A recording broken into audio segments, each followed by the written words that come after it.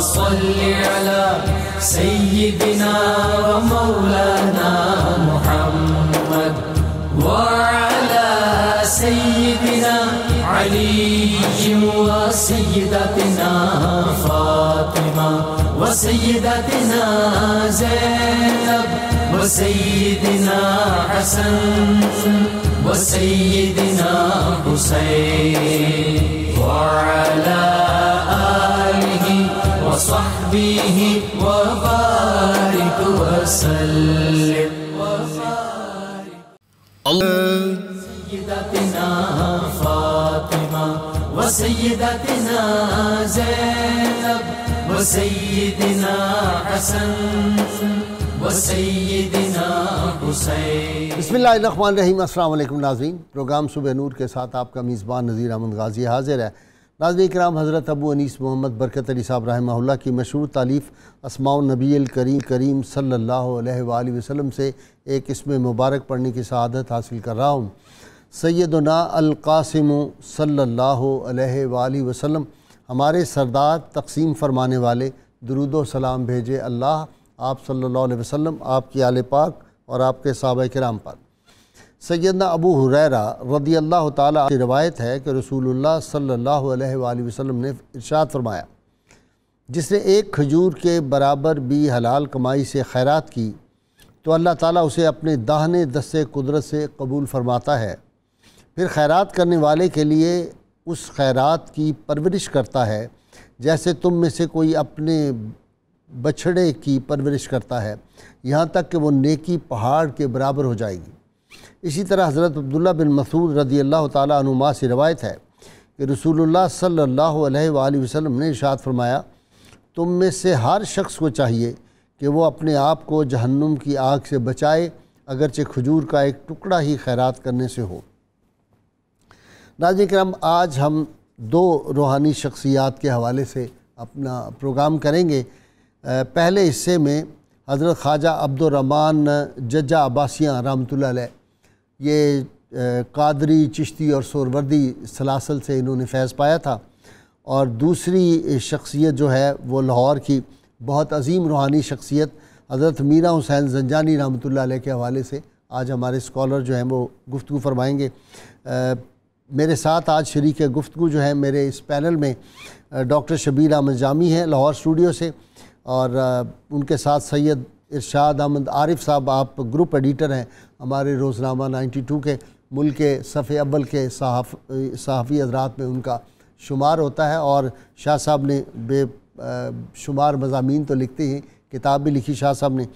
اور ملتان اسٹوڈیو سے مجھے جوائن کریں گے جی ڈاکٹر فرت حسین بخاری صاحب اچ شریف سے، جن کا تعلق ہے میڈیکل کے ڈاکٹر ہیں، لیکن ماشاءاللہ ڈاکٹر صاحب کا تصوف کا بھی بڑا وسیع مطالعہ ہے.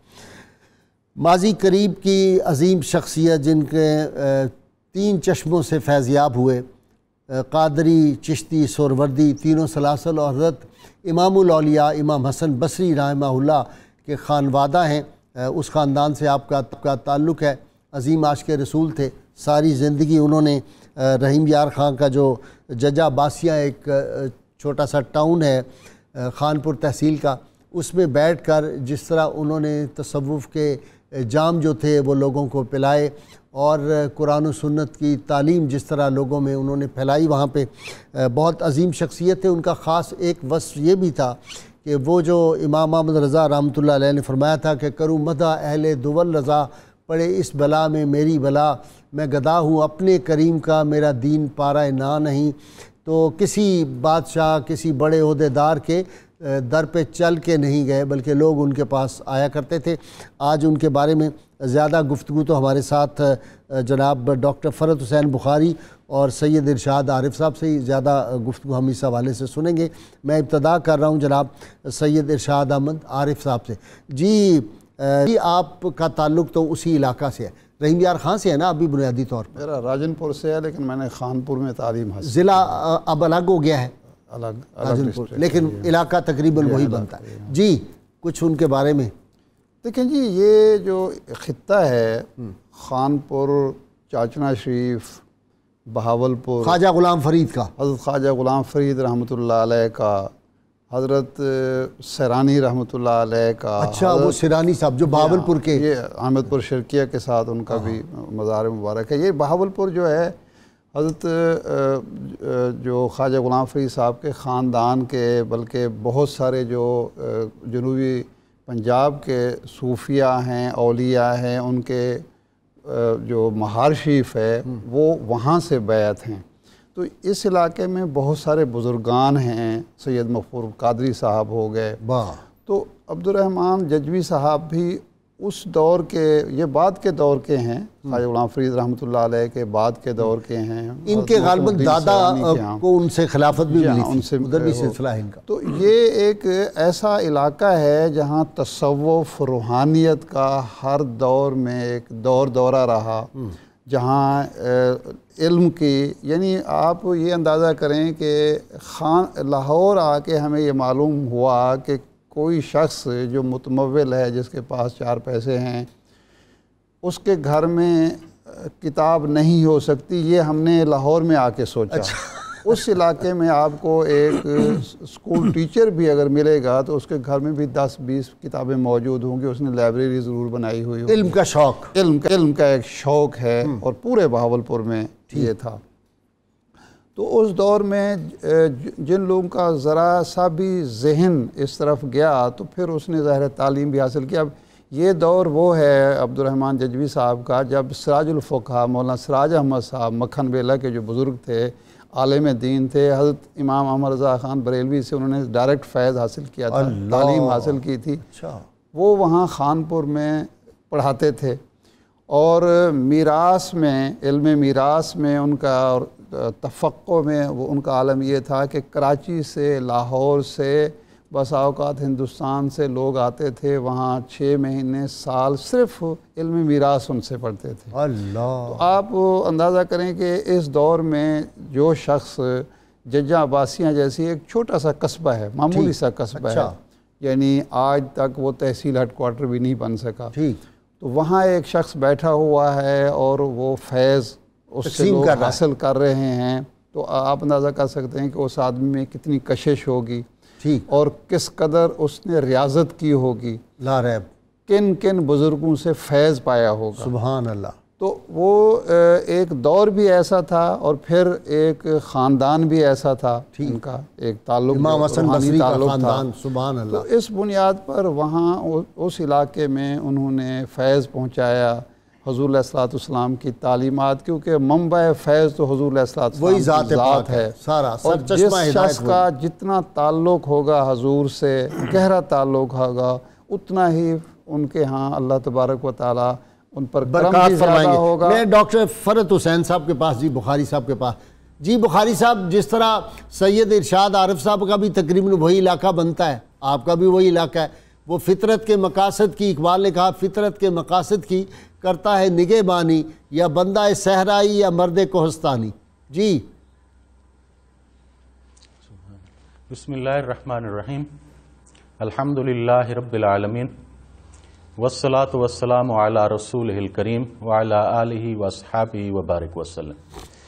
قبلہ غاز صاحب, حضرت خواجہ عبد الرحمن بصری ثم ججوی, آپ مشرباً چشتی, نظامی اور فریدی تھے, اور نسباً جو ہے آپ حضرت خواجہ حسن بصری کی اولاد سے تھے.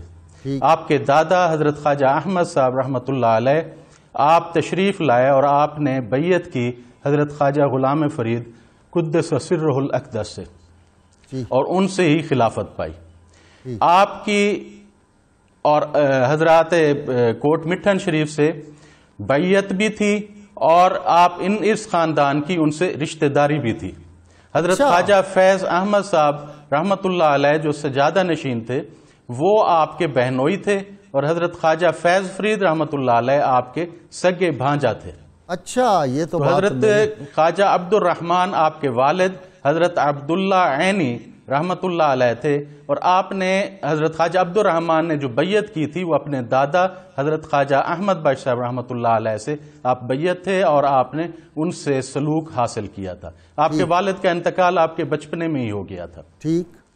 اور آپ کی شخصیت کو اگر دیکھا جائے تو پر نور چہرہ تھا, سفید گھنی داڑھی تھی، اندھیرے میں بھی بیٹھتے تو ایسے چمکتے کہ جیسے نور چمک رہا ہے۔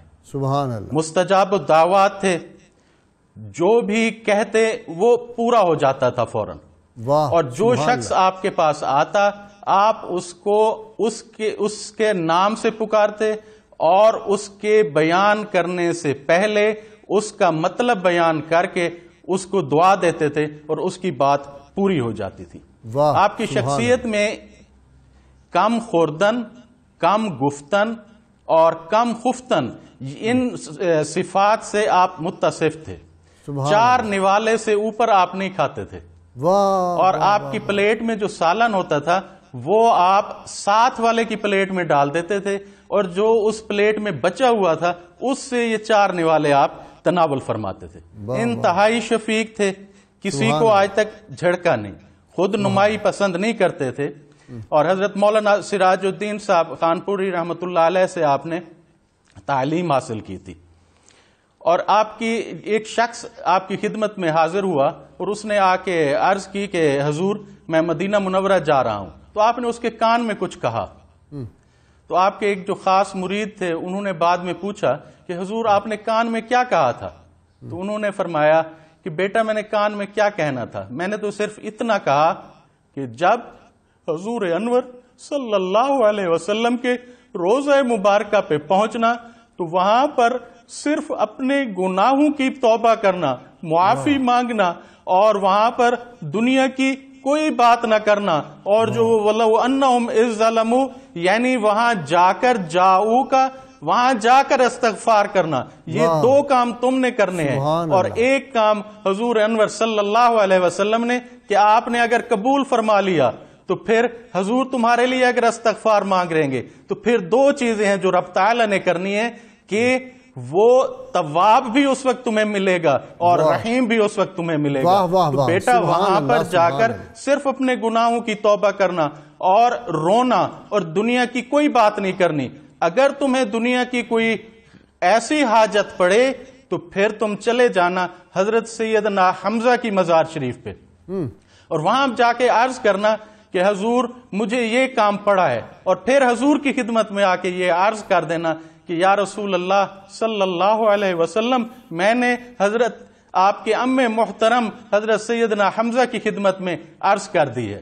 تو ایک رات کو آپ سوئے تو صبح آپ کا خادم جو اندر کمرے میں داخل ہوا اس نے دیکھا کہ آپ کے تکیے پر کچھ لکھا ہوا ہے، تو اس نے کہا حضور یہ کیا لکھا ہوا ہے؟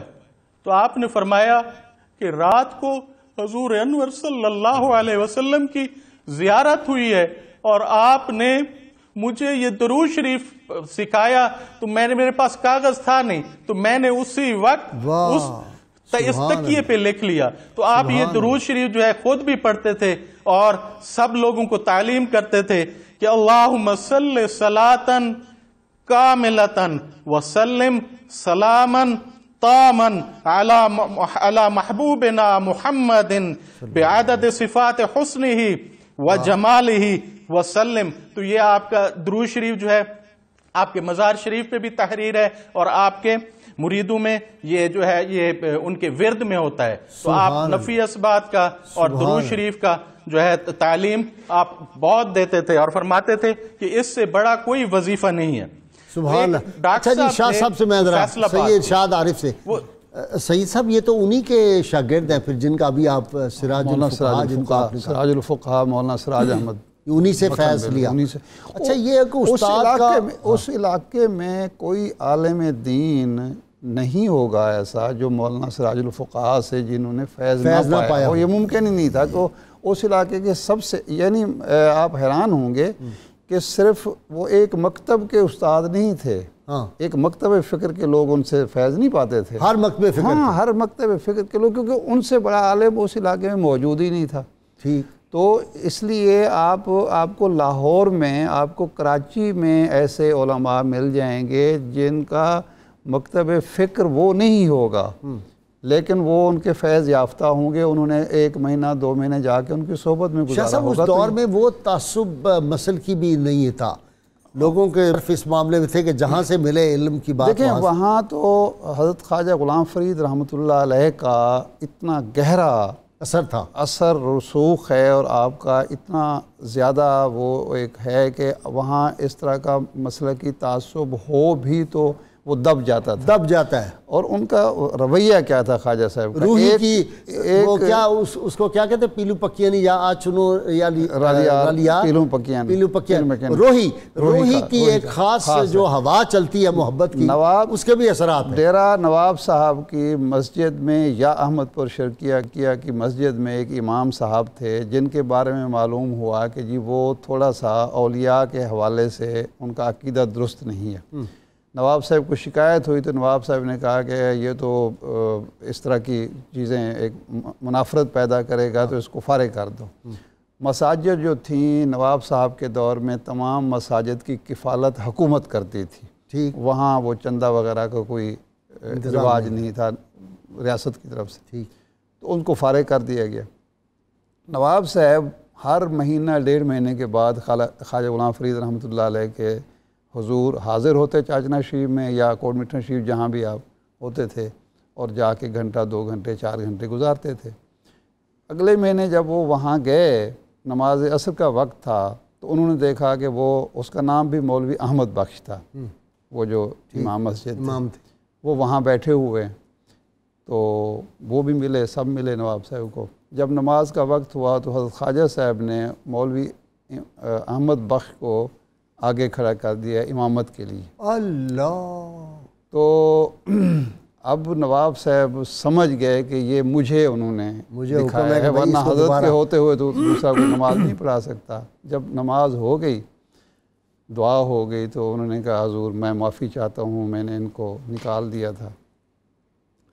تو آپ نے جواب جو دیا وہ کمال. انہوں نے کہا دیکھیں نواب صاحب، اللہ کی صفات اختیار کریں. آپ کو اللہ تعالیٰ نے حکمران بنایا ہے، تو حکمران جو ہوتا ہے زمین پر اللہ کی صفات اس کے پاس ہوں تو پھر وہ اللہ کے ہاں سرخرو ہو سکتا ہے. ٹھیک، وہ تو کسی کا رزق اس بنیاد پر تو بند نہیں کرتا کہ اس کا عقیدہ کیا ہے. وہ خود اپنے منکروں کی بھی کرتا ہے پرورش، دیکھے ہیں ہم نے حوصلے پروردگار کے. تو تم نے اس کا رزق بند کر دیا اس کے بچوں کا. انہوں نے کہا حضور میں اچھا، یہ جب ایک شیخ عالم جو ہے پورے، اس کی تعلیمات اگر یہ ہوں گی تو جو آپ بات کر رہے ہیں کہ مسئلے کی تعصب یا تنگ نظری وہ ہو نہیں سکتی، اور وہ جو جب وہ ہوگی تو وہ ایک ہوگی کہ بھئی ایک اتنے بڑے شیخ اور بزرگ کے علاقے میں اس طرح کی باتیں کی جائیں. تو اس بنیاد پر جو حضرت سراج احمد صاحب تھے ان کا ذکر اب حضرت عبد الرحمن ججوی سے زیادہ شروع ہو گیا ہے. یہ کہ وہ ان کے شاگرد تھے، اور وہ شاگرد ایک جو ہے فطری سی بات ہے کہ اس علاقے میں جو شخص جس نے علم دین حاصل کیا ہے وہ کہیں نہ کہیں کسی نہ کسی طریقے سے، اگر وہ سراج احمد صاحب کا شاگرد نہیں ہوگا تو ان کے شاگرد کا شاگرد ہوگا. بالکل صحیح ہے. اچھا جی جامی صاحب، بزرگان دین اس علاقے میں بھی ہے. اصل وہ جو کہتے ہیں نا کہ ان کا جو کام وہ اہل سیاست جانے، اپنا پیغام محبت ہے جہاں تک پہنچے. یہ محبت کی جو ایک چلاتے ہیں نا تلوار، اس سے بچ نہیں کوئی سکتا. غازی سے بنیادی طور پر جس طرح شروع میں آپ نے فرمایا کہ حضور نبی اکرم صلی اللہ علیہ وسلم کی ذات گرامی سے جو فیوزات کے چشمے جاری ہوئے وہ 3 قسم کے تھے. ایک تو آپ کے ہاں سے چشمہ جاری ہوا یتلو علیہم آیات ہی، قرآن مجید کی آیات اور تلاوت. یہ قرہ حضرات نے شعبہ سنبھالا اور یہ قیامت تک چلے گا. دوسرا حضور نبی اکرم صلی اللہ علیہ وسلم کے فیوزات سے وَيُزَكِّيهِمْ کا فیض بھی جاری ہوا، اس نے بھی چلنا ہے. ٹھیک ہے. اس کے بعد وَيُعَلِّمُونَ الْكِتَابَ علماء، انہوں نے بھی چلنا ہے. والحکمہ، دانائی اور گہری بینش، یہ بھی چلنی ہے. ٹھیک.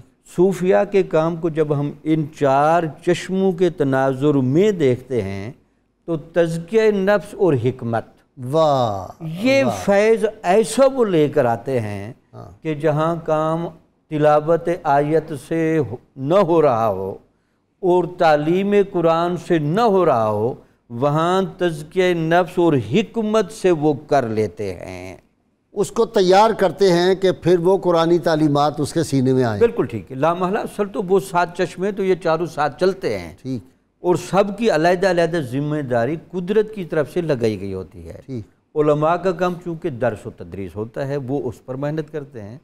اولیاء نے ہمیشہ مسلوں پر بیٹھ کر تزکیہ اور طہارت کے مظاہر پہلے تو خود اپنے باطن میں وارد کیے۔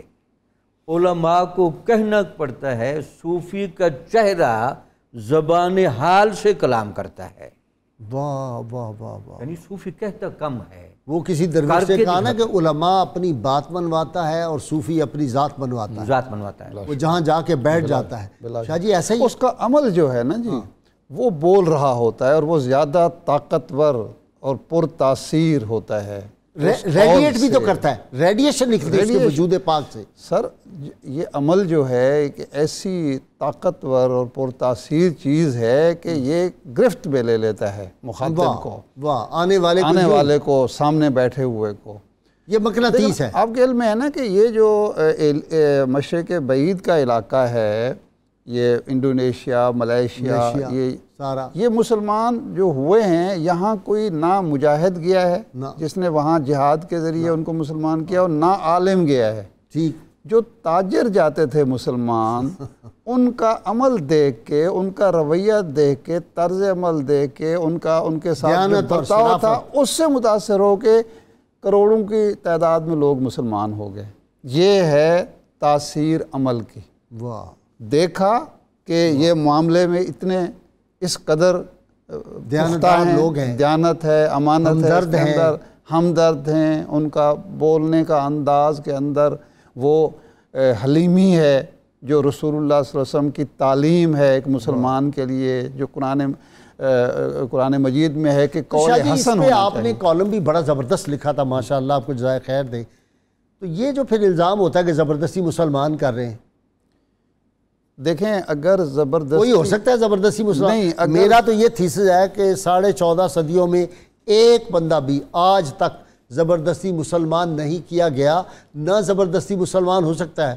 اقرار باللسان تو کروا لیا، موجود ہے، اس کا ثبوت موجود ہے۔ ہندوستان میں یہ جو بر صغیر ہے، مسلمانوں نے 1000 سال حکومت کی ہے۔ صحیح، 1000 سال۔ تبھی وہ ہندوستان کا وہ لیڈر کہہ رہا ہے کہ بدلہ لیں گے 1000 یہاں سال۔ اکثریت غیر مسلموں کی ہو سکتی تھی، اور بڑی ریاست طاقتور حکمرانی رہی ہے۔ خاندان جو تھے، مطلب مغلیہ کے علاوہ بھی جو لوگ تھے وہ طاقتور حکمران تھے، اور پورا اتنا بڑا خطہ جو ان کے، تو وہاں اکثریت تو اب بھی غیر مسلموں کی ہے۔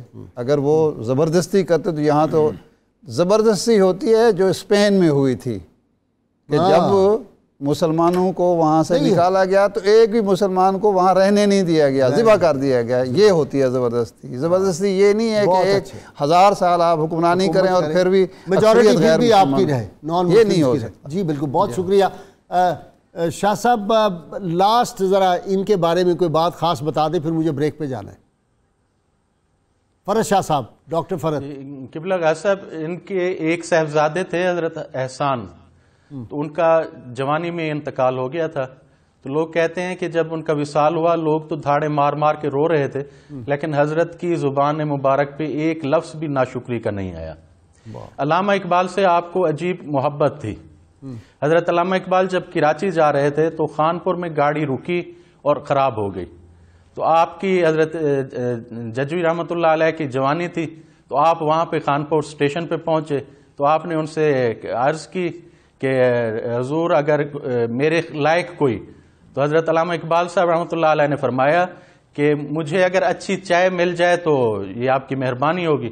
تو آپ وہاں سے گئے اور ایک اسٹیشن ماسٹر کے پاس، تو وہاں سے چائے بنوا کے جب آپ کے پاس آئے تو علامہ اقبال نے کہا کہ اس جنگل میں اتنی اچھی چاہ، تو آپ نے فرمایا حضرت ججوی رحمۃ اللہ علیہ نے کہ چاہ تو جنگل میں ہی اچھی ملتی ہے۔ آئے ہائے ہائے ہائے، واہ واہ واہ واہ، ڈاکٹر تھے، سبحان اللہ، جی واہ واہ، چاہ تو وہی ملتی ہے۔ ناظرین اکرام، بہت مختصر وقفہ ہوگا، درود پاک پڑھیں گے، اور اس کے بعد جب ہم آئیں گے تو حضرت سید میرا حسین زنجانی رحمۃ اللہ علیہ لاہور میں بہت بڑی روحانی شخصیت جو تھی، ان کے حوالے سے ہم گفتگو کریں گے. ہمارے ساتھ رہیے گا. اللهم صل على سيدنا ومولانا محمد وعلى سيدنا علي وسيدتنا فاطمة وسيدتنا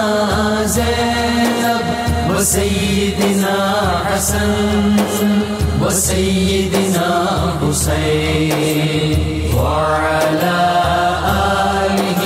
وصحبه وبارك وسلم. اللهم صل على سيدنا ومولانا محمد وعلى سيدنا علي وسيدتنا فاطمة وسيدتنا زينب وسيدنا حسن وسيدنا حسين وعلى آله وصحبه وبارك وسلم.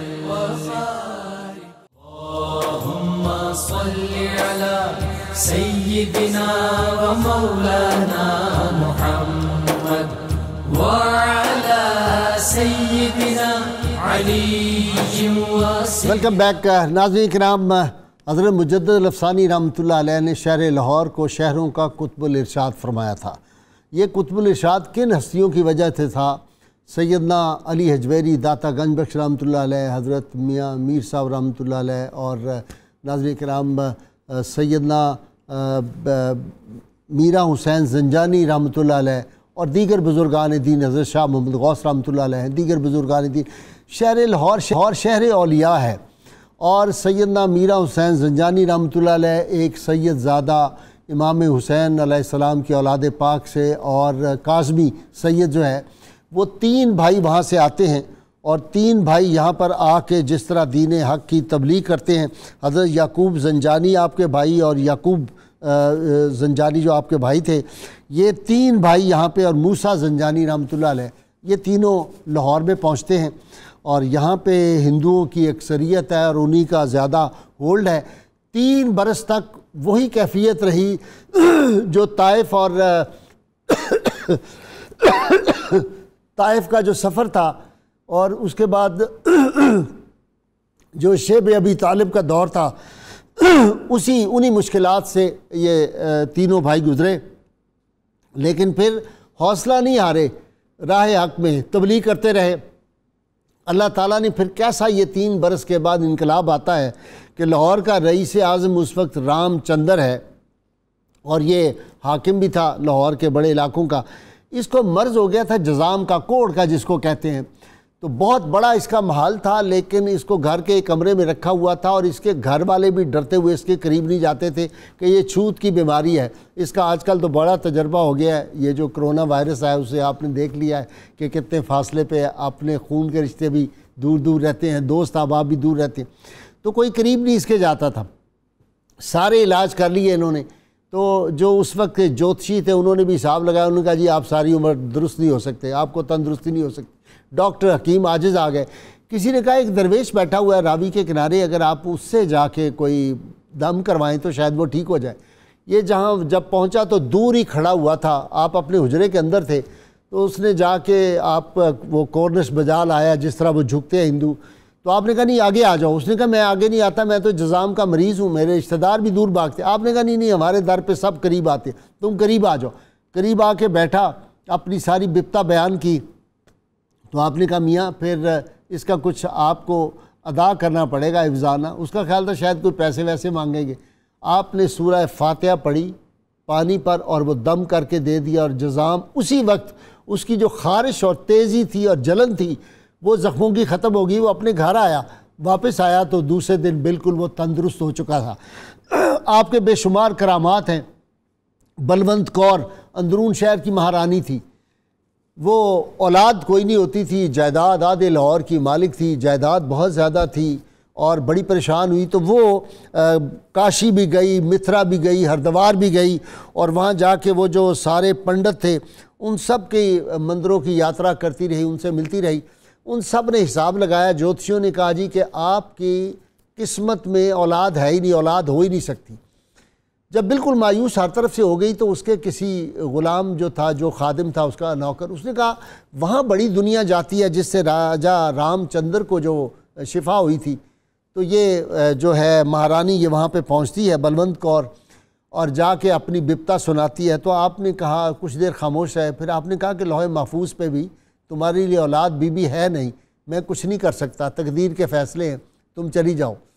اسے ایک فکرہ کہا، اس نے کہا کہ وہ جوتشیوں کے پاس بھی میں گئی، وہ مندروں میں بھی گئی، میں کاشی، متھرا، ہردوار سارے جو تھے وہاں کے مندر ان میں گئی ہوں، تو پھر تمہارا اور ان کے درمیان فرق کیا رہ گیا؟ تم تو کہتے ہیں کہ اللہ والے ہو، تمہارا ڈائریکٹ ایک رب کو مانتے ہو، وحدہ لا شریک تم کہتے ہو اس کو، اس کے علاوہ کوئی وحدہ لا شریک نہیں، تو پھر تمہارا اور ان کا کیا، ہمارے جو بت ہے ان میں فرق کیا رہ گیا؟ ہم مورتیوں کے سامنے جھکتے ہیں، پھر ان کا اور تمہارے خدا کا فرق کیا رہ گیا؟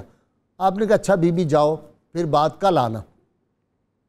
اللہ کی بارگاہ میں سر مسجود ہو گئے اور کہا کہ حق پرستوں کی اگر کی تو نے دل جوئی نہیں، تا نہ دیں گے بت کے مسلم کا خدا کوئی نہیں۔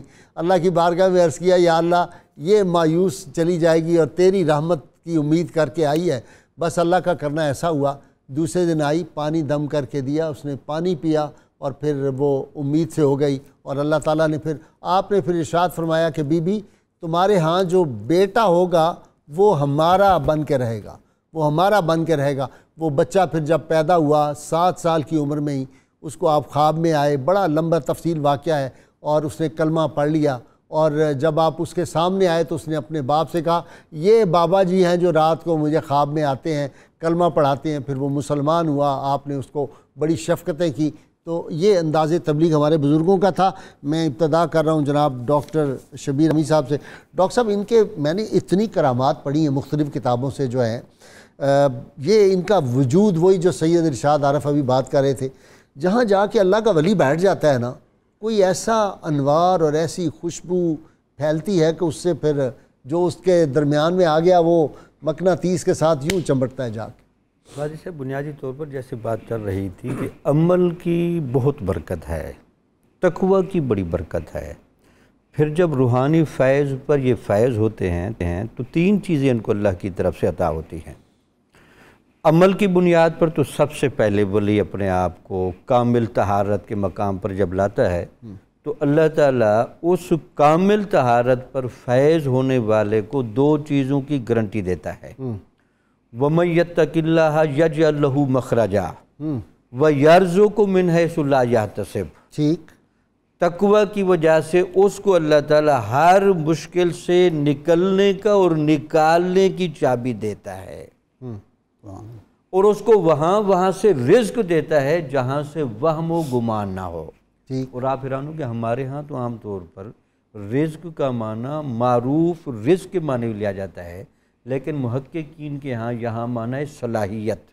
ٹھیک، اس کو وہ صلاحیت دیتا ہے جہاں لوگوں کا وہم و گمان بھی نہیں جا سکتا۔ اس دور میں آ کے لاہور میں اس طرح کا انقلاب بپا کر دے۔ پر لیکن یہ ہوتی تو بنیادی طور پر غازی صاحب کرامت کیا ہوتی ہے؟ کرامت بنیادی طور پر ایک متقی آدمی کے بندے پر معجزے کا عکس پڑتا ہے، ٹھیک، اور معجزہ بنیادی طور پر کیا ہوتا ہے؟ یہ قدرت الہیہ کا عکس ہے۔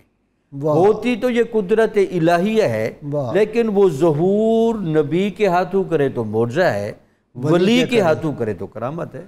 سید صاحب وہ خود فرماتے تھے کہ محنت کی عادت، یہ ان کا قول مبارک، محنت کی عادت روز بروز زوال پذیر ہو رہی ہے، کاہل اور بد مست لوگوں کی تعداد بڑھ رہی ہے، ایسے لگتا ہے جیسے آج کے حالات ہیں، اور فحاشی اور بے حیائی کو ترقی مل رہی ہے۔ جی، حضرت میرا حسین زنجانی رحمۃ اللہ علیہ کا جو سب سے بڑا اعزاز اور سعادت ہے اور مقام اور مرتبے کا تعین ہوتا ہے وہ یہ ہے کہ ان کے شیخ حضرت ختلی رحمۃ اللہ علیہ حضرت داتا گنج بخش سید حجویر کو حکم فرماتے ہیں کہ آپ لاہور جائیں، تو وہ جواب دیتے ہیں کہ حضور وہاں تو میرا حسین زنجانی موجود ہیں میرے بھائی، میری کیا ضرورت ہے وہاں جانے کی؟ تو آپ فرماتے ہیں کہ آپ جائیں۔ آپ جب لاہور پہنچتے ہیں تو ایک جنازہ جو ہے وہ جا رہا ہے اور کافی لوگ جمع ہیں، تو آپ پوچھتے ہیں کس کا جنازہ ہے؟ وہ کہتے ہیں جی میرا حسین زنجانی رحمۃ اللہ علیہ کا جنازہ ہے۔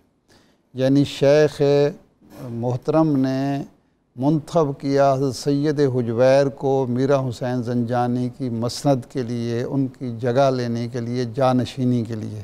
تو یہ ایک مقام کا تعین ہوتا ہے کہ وہ کتنے بڑے صاحب سجادہ، صاحب علم شخصیت تھے۔ کرامات تو ان کی بے تحاشا ہیں۔ دو نوجوان تھے، کیونکہ یہ تھا بیسیکلی ہندو ہی تھے، یہاں مسلمان نہ ہونے کے برابر ہیں، ہندو ڈومینیٹڈ ایریا تھا۔ تو حضرت میرا حسین زنجانی شہر سے باہر اس لیے بھی رہتے تھے کہ شہر تو اس وقت تو چھوٹا سا قصبہ تھا لاہور، مضافات ملتان کا ایک قصبہ تھا، تو وہ باہر رہتے تھے، وہاں چلہ کشی اور مراقبہ بھی ہوتا تھا، لیکن ذرا لوگوں کے شر سے محفوظ بھی رہتے تھے۔ ٹھیک۔ تو انہوں نے ارادہ کیا کہ یہ شخص جو ہے، جس طرح سے لوگ مسلمان ہو رہے ہیں ان کے ہاتھ پہ، تو یہ تو ہمارے دھرم کو بہت نقصان پہنچائے گا۔ نوجوان تھے، خون گرم تھا، تو انہوں نے ارادہ کیا کہ آپ کو جا کے قتل کر دیں۔ وہ بھالا یا چھرا یا خنجر لے کے جو پہنچ کچھ گئے، لیا، لے کے دونوں پہنچ گئے۔ تو انہوں نے سوچا کہ بھی نماز مغرب اور عشاء کا جو درمیان کا وقت ہے، اس وقت کھانے پینے میں لوگ مصروف ہوتے ہیں، تو یہ بہترین وقت ہے۔ جا کے وہ بیٹھ گئے، جب نماز مغرب ہوگی لوگ چلے گئے، تو اس کے بعد یہ دونوں داخل ہوئے کہ اب جائیں اور اکیلے ہیں، جا کے ہم قتل کر دیں گے۔ دونوں جب اندر داخل ہوئے تو آنکھوں کا نور چلا گیا، کچھ نظر نہیں آ رہا۔ واپس آئے باہر تو بالکل ٹھیک، آنکھیں بالکل سلامت۔ انہوں نے کہا وہ پھر ہمارا کوئی وہم تھا، ہمیں خام خواہ محسوس ہوا کہ دوبارہ جاتے ہیں، دوبارہ وہی کچھ ہوا۔ پھر واپس آئے باہر، پھر دیکھا باہر بالکل آنکھیں ٹھیک ہیں، سب کچھ نظر آ رہا ہے۔ جب کمرے میں داخل ہوتے ہیں کچھ نظر ہی نہیں آتا۔ جب تیسری بار گئے تو آپ تو عبادت کر رہے تھے، آپ نے اس وقت سلام پھیرا اور دیکھا کہ نوجوان ہیں، آتے ہیں پھر واپس چلے جاتے ہیں۔ انہوں نے کہا نوجوانوں کیا بات ہے، کیوں آتے ہو؟ تو انہوں نے کہا حضور ہمیں کچھ نظر آئے تو ہم آپ سے کچھ عرض کریں۔ تو انہوں نے کہا کیا ہو گیا ہے؟ کہتے ہیں ہمیں تو کچھ نظر نہیں آ رہا۔ اس دوران اللہ تبارک و تعالیٰ نے ان کے دل پھیر دیے تھے، ان کے اندر ایک خوف بھی تھا اور ان کے اندر ایک قبولیت کا جو لمحہ ہوتا ہے وہ بھی تھا کہ بھئی یہ اس شخص کو ہم ختم نہیں کر سکتے، ہم ختم نہیں کر سکتے، ہمیں اپنا جو دھرم ہے یا ہمارے جو غلط سوچ ہے اس کو ختم کرنا ہوگا۔ جی بخاری صاحب آپ کی طرف آ رہا ہوں۔ جی سیدنا میرا حسین زنجانی رحمۃ اللہ علیہ۔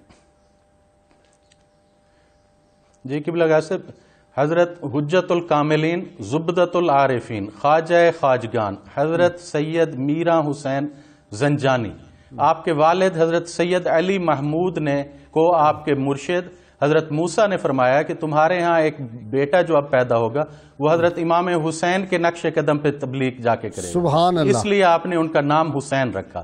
میرا جو ہے وہ آپ کو آپ کے مرشد نے آپ کو لقب دیا تھا، اور آپ اپنے بھائیوں کے ہمراہ جب قافلہ آپ کا یہ چلتا ہے غزنی، ہرات اور آگے پشاور، اور جب لاہور میں پہنچتا ہے، اس وقت جو لاہور کی سنگلاخ جو زمین تھی وہاں پر ہندو دھرم کا عروج تھا، لوگ سورج دیوتا کی اپنا کے پجاری تھے، اور وہ دور تھا جس وقت وہاں پر اسلام کی شمع جلانا بہت ہی مشکل لگ رہا تھا۔ جیسے حضرت اپنا قبلہ سید ارشاد صاحب نے فرمایا کہ حضرت حجویری رحمۃ اللہ علیہ کا، لیکن حضرت موسیٰ امر تصری جو فرماتے ہیں وہ کہتے ہیں کہ حضرت داتا صاحب رحمۃ اللہ علیہ کے 90 سال بعد آپ تشریف لائے تھے، جی، اور اس روایت کو جو فوائد الفواد میں ہے اس کو آپ الحاقی کہتے ہیں۔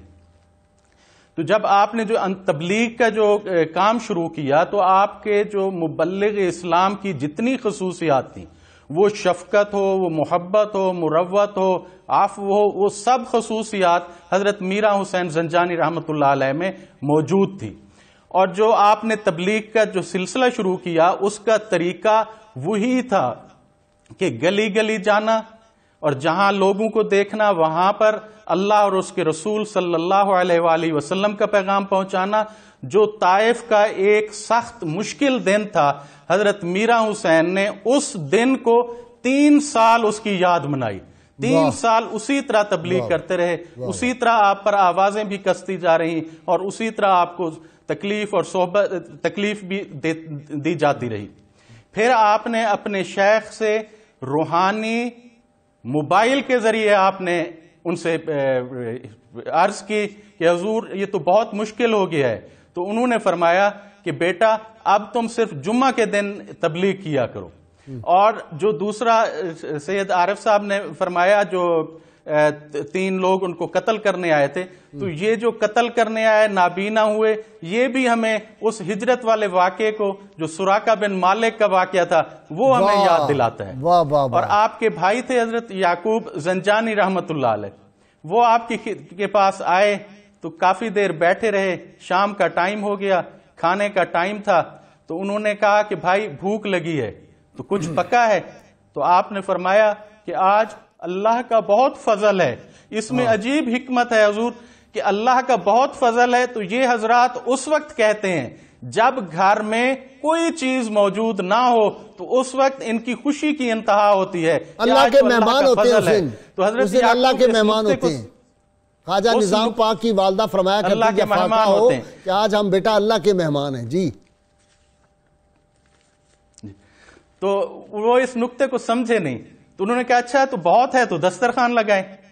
تو اتنے میں باہر آواز آئی، تو حضرت میرا حسین زنجانی رحمت اللہ علیہ باہر جب تشریف لے گئے تو وہ ایک شخص تھا جو گرم تازہ کھانا، عمدہ کھانا لے کے آیا ہوا تھا.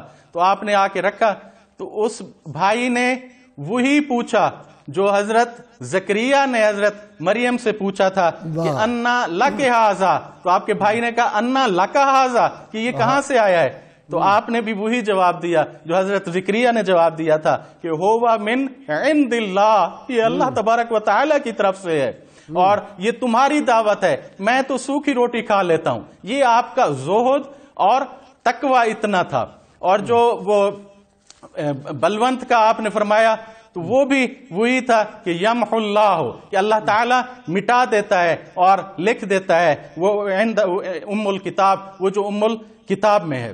آپ کی شخصیت میں جو زہد کا، تبلیغ کا جو عنصر آپ کا وہ تھا، وہ بہت اس دور میں جب اسلام بہت مشکل سے پھیل رہا تھا، تو اس دور میں آپ نے لوگوں کو اسلام کی طرف راغب کیا اور اس لاہور کی چٹانوں میں وہاں پر جو ہے آپ نے اسلام کی تبلیغ کو جاری فرما دیا. اچھا جی، میں ڈاکٹر جامی صاحب سے اگر مجھے جی ارشاد، یہ جو ذکر ہوا نا حضرت کہا کہ جی اللہ کا فضل ہے، حضرت امام جعفر صادق رحمۃ اللہ علیہ کا رضی اللہ تعالیٰ عنہ کا وہ مشہور واقعہ ہے کہ شیخ نے آئے ملنے کے لیے تو آپ نے پوچھا کہ آپ کہاں شکر کا کیا مفہوم ہے؟ تو انہوں نے کہا کہ جی شکر کا مفہوم یہ ہے کہ جب مل جائے تو صبر کرتے ہیں، جب مل جائے تو شکر کرتے ہیں، جب نہ ملے تو صبر کرتے ہیں. تو آپ نے فرمایا یہ بغداد کے کتوں کا بھی یہی دستور ہے.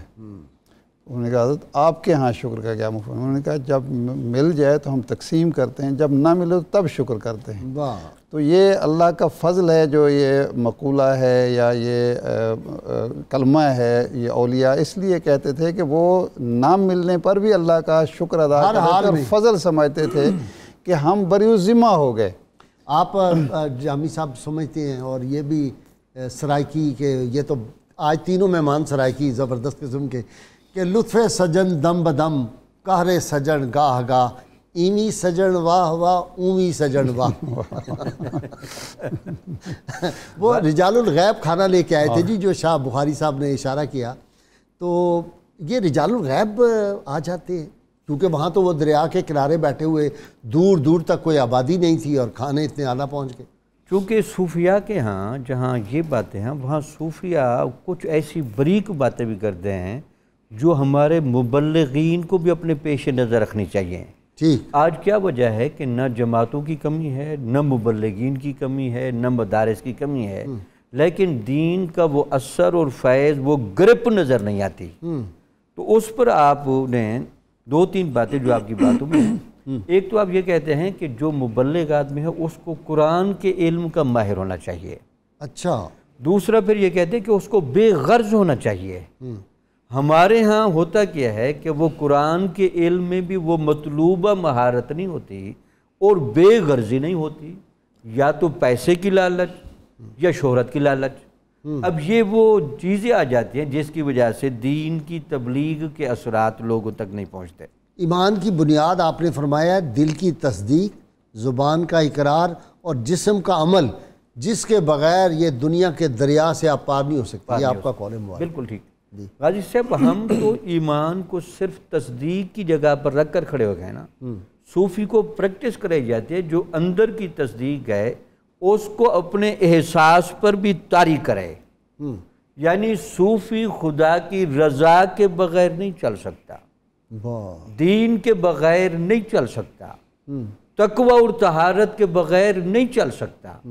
یہ ایمان غازی سے بنیادی طور پر شاہ ولی اللہ رحمۃ اللہ علیہ فرمایا کہ ایمان یاد بنیادی طور پر یہ وہ بنیادیں ہیں جو ایک بندہ مومن کے لیے ایک دائرہ عمل متعین کر دیتے ہیں۔ سید صاحب، آپ کا بھی پیر خاندان سے تعلق، یہ زوال ہمارا کیوں ہے؟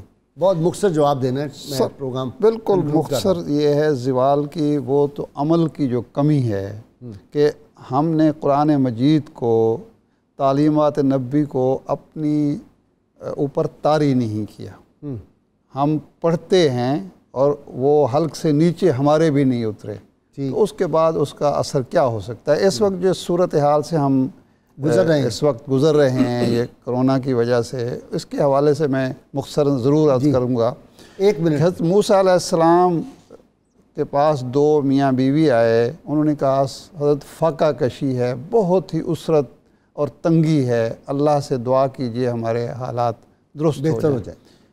آپ گئے، فرمایا گیا کہ ان کی عمر ہے 80 سال، 40 سال اسرت کے ہیں اور 40 سال جو ہیں وہ کشادگی کے ہیں۔ یہ خود طے کر لیں پہلے 40 سال کشادگی چاہیے یا پہلے بعد والے۔ تو وہ آئے تو آپ نے فرمایا کہ بتاؤ، انہوں نے کہا جی پہلے 40 سال ہم خوشحالی اور کشادگی کے چاہتے ہیں، اگلے 40 سال دیکھا جائے گی۔ دوسرے دن جب وہ کھانا پکنے لگا تو اس نے کہا، جو خامن تھا انہوں نے کہا کہ آج بہت زیادہ کھانا پکاؤ، اتنے کہ یہ ارد گرد کے جو لوگ ہیں وہ ہم سے کھانا کھائیں۔ وہ شروع ہو گیا، وہ کھانا روزانہ 20، 10، پھر 20، پھر 40۔ چند دن کے بعد موسیٰ علیہ السلام گئے تو حکم ہوا کہ ان کو کہہ دو کہ تمہارے 80 کے 80 سال خوشحالی کے ہیں۔ تو انہوں نے کہا یا اللہ، یہ آپ نے تو، انہوں نے کہا نہیں، اب انہوں نے اتنے لوگوں کو شریک کر لیا ہے اپنے رزق میں کہ اب یہ ان پہ کبھی تنگی آ ہی نہیں سکتی۔ تو آج کے دور میں میں یہ کہنا چاہوں گا کہ ہم نے دیکھ لیا کہ دولت بیکار ہے، سائنس، ٹیکنیک، سب کچھ بیکار ہے۔ شاہ صاحب، اٹلی میں لوگوں نے روپے پاؤنڈ اوپر سے آپ نے دیکھا سڑکیں بھری ہوئی ہیں۔ تو اس لیے جس کا بس چلتا ہے، جس شخص کے پاس کچھ ہے، وہ لوگوں پر لٹا دو، اس سے بہتر وقت نہیں آئے گا۔ واہ، مصیبت کو دور کرنے کا۔ دولت کی جو تھی بے مائگی وہ واضح ہو چکی ہے اور واضح ہوگی۔ جی بہت شکریہ ناظرین کرام، آپ مہمانوں کا بھی بہت شکریہ۔ جی وقت ہو گیا ہے کتاب الشفا سے نسخے کا۔ ناظرین کرام، یہ زیتون کا جو تیل ہے جی، اس کے فوائد ہیں۔ رحمت کونین صلی اللہ علیہ وسلم ارشاد فرمایا، زیتون کھایا کرو اور اس کے تیل سے مالش کیا کرو۔ جو شخص زیتون کے تیل سے مالش کرتا ہے تو اس کے پاس 40 روز تک شیطان نہیں آتا۔ سیدنا علی المرتضیٰ شیر خدا نے ارشاد فرمایا، اپنے گھروں کو مکڑی کے جالوں سے محفوظ رکھو، کیونکہ مکڑی کا جالا فقر اور محتاجی کا باعث بنتا ہے۔ آج کے روزنامہ 92 میں خواجہ عبدالرحمن ججوی ججہ عباسیوں والے رحمۃ اللہ علیہ پہ بڑا زبردست مضمون ہے، یہ بھی ضرور مطالعہ کریں۔ اور ناظرین کرام، کل مجھے ایک فون آیا ایک بہن کا، انہوں نے کہا جی کلونجی بازار سے ختم ہو گئی ہے۔ تو یہ جو لوگ کلونجی کو بھی سٹور کر لیا ہوگا تو میری ان سے گزارش ہے کہ اس کو نہ جو ہے وہ سٹور کر لیں، لوگوں تک پہنچائیں، جس طرح سید ارشاد عارف صاحب نے فرمایا، لوگوں تک خیر جتنی پہنچائیں گے اللہ اس میں اضافہ فرمائے گا، چونکہ رب کا وعدہ ہے لئن شکرتم لازیدنکم، تم میرا شکر کرو کہ میں تمہیں زیادہ دوں گا۔ تو اس طرف توجہ فرمائیں، اللہ کریم سے دعا کریں گے جی، ہم سب مل کے، میرے مہمان بھی، ناظرین سامعین سب مل کے دعا کریں گے۔ بسم اللہ الرحمن اللہم صلی علی سیدنا محمد وعلی آل سیدنا محمد وصحبہ سیدنا محمد مبارک وسلم۔ یا الہ العالمین، ہمیں اپنے حبیب مکرم صلی اللہ علیہ وسلم کی غیر مشروط محبت اور لا محدود وفاداری نصیب فرما۔ اللہ کریم اپنے حبیب مکرم صلی اللہ علیہ وسلم کے تصدق، اہل بیت اطہار کے تصدق، خلفائے راشدین صحابہ کرام کے تصدق، اولیاء امت کے تصدق، اللہ کریم ہم سے یہ جو آفت آئی ہوئی ہے اس کو دور فرما دے اور رحمت کونین صلی اللہ علیہ وسلم کی امت کی حفاظت فرما۔ اللہ کریم پاکستان کی حفاظت فرما، اہل پاکستان کی حفاظت فرما۔ اللہ کریم ہم سے مصائب کو دور کر دے۔ اللہ کریم ہمارے گناہوں کو معاف، ہماری خطاؤں کو معاف کر دے، ہمیں نیک کام کرنے کی توفیق عطا فرما۔ جنہوں نے پاکستان کو لوٹا ہے مختلف وقتوں میں، اللہ کریم ان کو توفیق دے کہ وہ واپس سارا کچھ کر دے جو انہوں نے لوٹا ہے۔ اللہ کریم اس ملک کے غریبوں کی مدد کرنے کی امراء کو توفیق عطا فرما، سب کو رزق حلال عطا فرما۔ اللہ کریم کرم فضل رحم فرما، جو لوگ اس بیماری سے فوت ہو گئے اللہ کریم ان کے درجات کو بلند فرما، ان کی بخشش فرما، پاکستان کی حفاظت کرنے والوں کی حفاظت فرما، پاکستان کے اندرونی بیرونی دشمنوں کو تباہ و برباد فرما اور پاکستان کی ان دشمنوں سے حفاظت فرما۔ وصلی اللہ تعالیٰ علی خیر خلقہ و نور عرشہ و زینت فرشہ محمد و آلہ و صحابہ اجمعین برحمتک یا ارحم الراحمین۔ نعرے کے لیے تیار ہو جائیے۔ پاکستان کا مطلب کیا؟ لا الہ الا اللہ محمد رسول اللہ صلی اللہ علیہ وآلہ وسلم۔ اللہم صلی علی سیدنا و مولانا محمد وعلی سیدنا علی و سیدتنا فاطمہ و سیدتنا زینب و سیدنا حسن و سیدنا حسین وعلی آلہ وصحبہ وبارک وسلم۔